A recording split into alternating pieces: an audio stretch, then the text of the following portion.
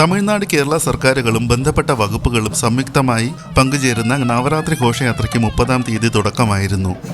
ശുചീന്ദ്രത്തെ 300 നങ്ക, വേളിമല കുമാരസ്വാമി എന്നീ വിഗ്രഹങ്ങളെ പല്ലക്കിലും പത്മനാഭപുരം തേവാരക്കെട്ട് സരസ്വതി ദേവിയുടെ വിഗ്രഹത്തെ ആനപ്പുറത്തുമാണ് എഴുന്നള്ളിക്കുന്നത്.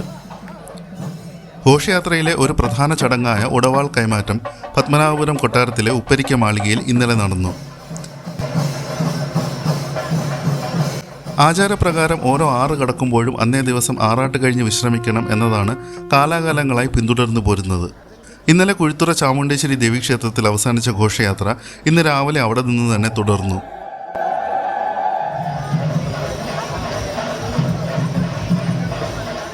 ഇന്നത്തെ ഘോഷയാത്രയിൽ അനുഗമിക്കാൻ കന്യാകുമാരി ജില്ലയിലെ വിളവൻകോട് മണ്ഡലം MLA ഡോക്ടർ താരഹൈ കത്ബർട്ടും സന്നിഹിതയായിരുന്നു.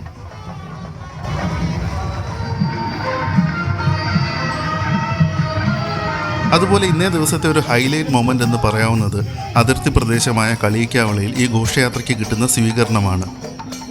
അവിടെ വെച്ച് ഒരു പരിചിതമായ മുഖം, മുത്തു എന്നാണ് ഇദ്ദേഹത്തിൻ്റെ പേര്.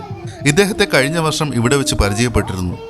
ഇദ്ദേഹവും കൂടെയുള്ളവരും കളിയിക്കാവള പഞ്ചായത്തിന് കീഴിൽ പ്രവർത്തിക്കുന്ന ശുചീകരണ തൊഴിലാളികളാണ്.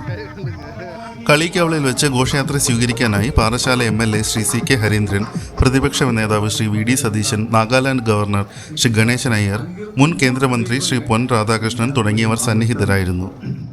ആചാരപരമായ ചടങ്ങുകൾക്ക് ശേഷം Kerala Tamil Nadu police guard of owner നൽകിയാണ് ഘോഷയാത്രയെ വരവേറ്റത്.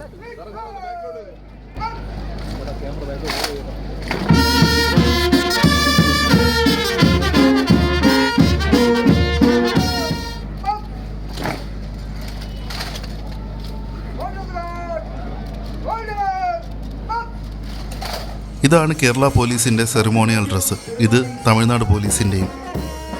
ഇന്നേ ദിവസം ഘോഷയാത്ര അവസാനിക്കുന്നത് നെയ്യാറ്റിൻകര ശ്രീകൃഷ്ണസ്വാമി ക്ഷേത്രത്തിലാണ്. ഗോകുല